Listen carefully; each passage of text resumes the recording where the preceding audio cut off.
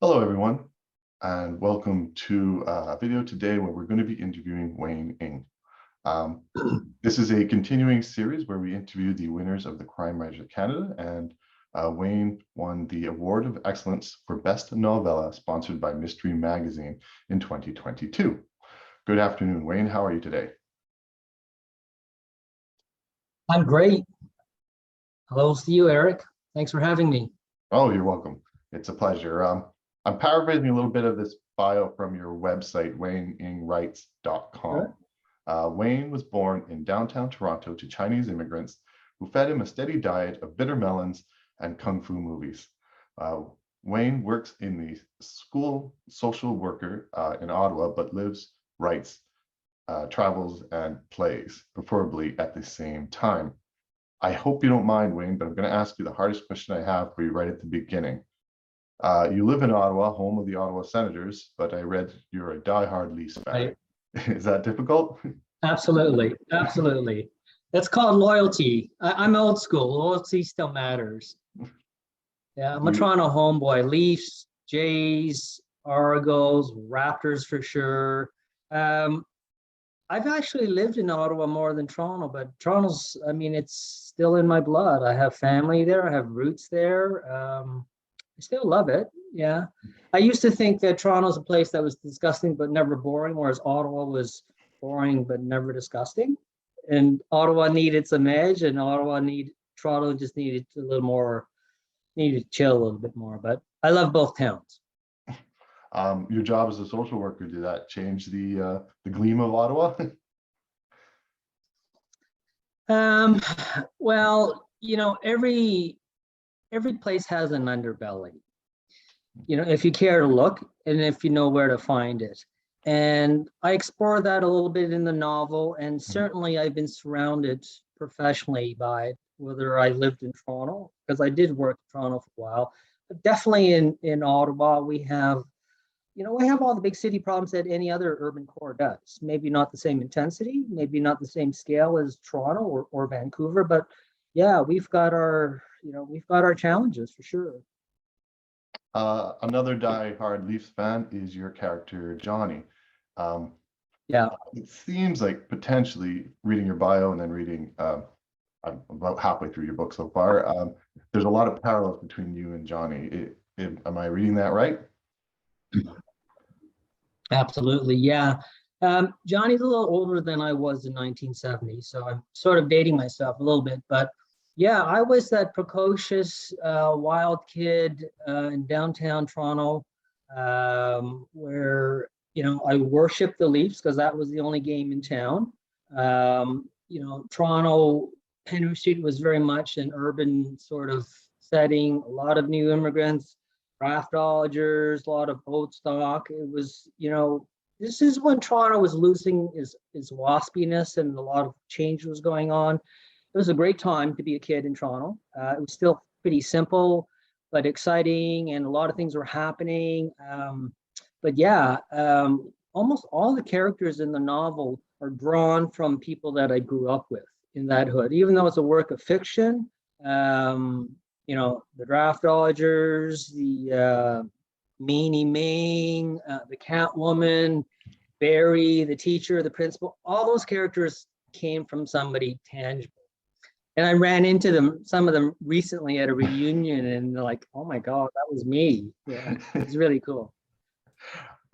You did mention this, but Johnny's a little bit older than you. So if you wanted to write about your own life, it probably would have been, I don't know, I'm guessing early 80s, late 70s. Why did you choose to make Johnny probably about 10 years younger than you and have your story in the 1970s? First of all, thank you for giving me years that I've lost. You know, I'm a little younger than, or a little older than you probably think. 1970 was a very pivotal time in Canadian history. You know, the immigration laws have changed. As I said, the waspiness of Toronto was slowly starting to shift out to all these immigrants coming in. So the city, the neighborhood, and the country was going through significant identity issues. The FLQ was a good example of that. You know, the French-English divide, the FLQ crisis, which a lot of people under 50 probably only have a cursory knowledge of. So I wanted to incorporate that to give an historical backdrop, but also give people a bit of a history lesson, and to have people understand that that was Canada's 9/11 moment. You know, at that time, everybody was aware of what was going on when the FLQ kidnapped these politicians. They were bombing government buildings and post office boxes. And it really shook a very staid conservative country up. So 1970 was the perfect time for that. Just as we were leaving that waspy, you know, shallow innocence into something that was, there's an underbelly here, not only in Toronto, but in Quebec. And I chose that time because I was very familiar with it. I was a child, but I remember teachers talking about the FLQ. I remember the headlines. I remember the TV stories. It was, like I said, it was a 9/11 sort of scenario for many of us back then. Most of the people watching today or a lot of our audience are writers, and we all know how hard it is to get a book published. I imagine it was probably even harder trying to pitch a novella about a 10-year-old boy who has difficulty spelling. How was your publishing journey? Well, I think it got easier after the first novel, and this is my second one. And I was fortunate to find Guernica Editions, who pride themselves on seeking writers and stories and content that's a little edgier, that isn't commercially driven. So they invest in, you know, the type of voice and the type of writer that, you know, maybe the big five might not pick up. Like any writing journey, a lot of patience, right? A lot of hard work, a lot of diligence. You know, you can't put all your eggs into that one basket, in that one story. I've got multiple projects on the go. Had Johnny not been picked up, I would have moved on to other things. You know, I mean, most writers have a number of projects sitting in a shelf, or they're juggling several at the same time. I'm not any different. I'm actually working on the sequel to Letters from Johnny right now, but I also have a couple of other projects in my head. So there's always something on the go. So if something doesn't work out and you move on to something else, and maybe the time would be different when you can pull that story back out later. So timing has a lot to do with it, but definitely persistence and perseverance. Being a novella, were you ever asked to beef it up a little bit, make it easier to sell? No, I do know that there are a number of markets or a number of publishers that wouldn't have looked at it because of its length, and they're fairly explicit about that. But you know, I'm heartened by the fact that novellas, flash fiction, chapbooks, poetry, they're really popular right now. So it's not unusual to find something, you know, 10, 20,000 words out there, something that isn't, you know, a traditional novel. So you get a more avant-garde publisher like Guernica, or some of the small indie presses, which Canada is so good at harboring. I think there's an appetite for, you know, for readers. Readers really are interested in shorter reads. Let's face it, we do have shorter attention spans. And I'm a recent proponent or discoverer of flash fiction. I'm like, oh my God, where has this been? You know, like you could consume a number of short stories, like really micro stories in a short amount of time, some really good quality writing. If you don't want to invest in something that's 30, 40, 60, 80, 90, 100,000 words. Yeah, I 100% agree with you too. And half the time when I'm reading a novel, I think this should have been a novella. This is way too long. Yeah. You get the meat to the story, right? Yeah. Every word counts. Every word matters. There's nothing extraneous. You know, every little word and paragraph does a lot more heavy lifting than it normally might have to do. Almost like, I mean, poets have it down to a T, right? I mean, yeah, they really do. And, you know, short and flash fiction also has that down to a T. And I think novella, I was able to stretch it out a little bit, but I grew up with writers who hounded me for every word that didn't belong. So I'm a firm believer in tight, essential writing where there isn't anything extraneous, where you have to justify every word, every phrase. And so I thank my fellow writers for just sort of like drilling that into me. So hence the very tight novella that I think that is anyway. Yeah, I would 100% agree with you. Well, let's talk about your next book a little bit. Readers are going to have to wait, I think, spring next year.